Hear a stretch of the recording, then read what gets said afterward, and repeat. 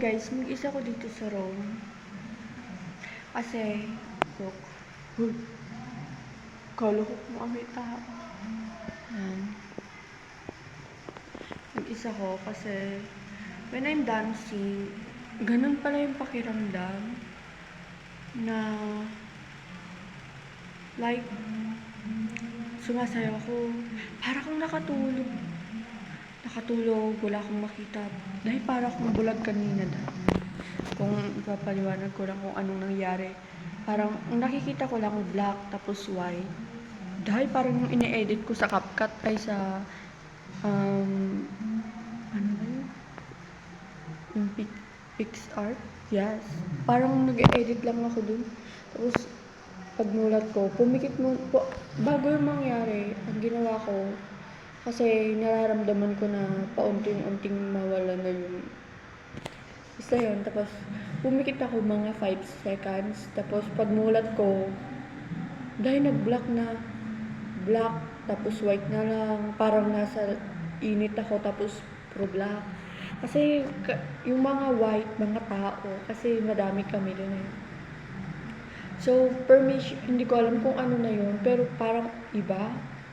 Kasi yung ano naman namin is yung una namin doon. Diba yung una namin basta parang magaganyan ka. Ganyan. Gaganyan, tapos gaganyan, tapos iikot ka. Tapos, dahil iba yung ano namin, ganyan o. Nakaganyan. Tapos, 1, 2, tapos ganun. Tapos parang iba, pero baka pang-una pa lang yun. Baka dinagdagan nila, sabi ko.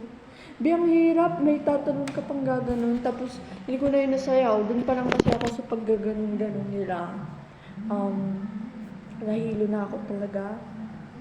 Nahilo na ako dun. Wala na. Ay, hindi naman totally nahilo. But for now, nahihilo ako. And, nung nandun ako, hindi naman nahihilo, pero nandidilim yung paningin ko dahil hindi ko kaya. Kaya sabi ko, hindi ko naman close friend. Hindi ko naman siya close friend. Pero sinabihan ko siya na nahihilo ako. Tapos, dinala niya ako sa harapan. Then, di ba nga yung teacher namin, ano siya? Advisory namin siya. Graduated ba siya ng nursing? Basta yun. Tapos, sanabi niya, bigyan ako ng tubig. And, totally kasi, pag iba, yung mga totally kasi, kapag iba yung innocence niya. Higputa pa eh.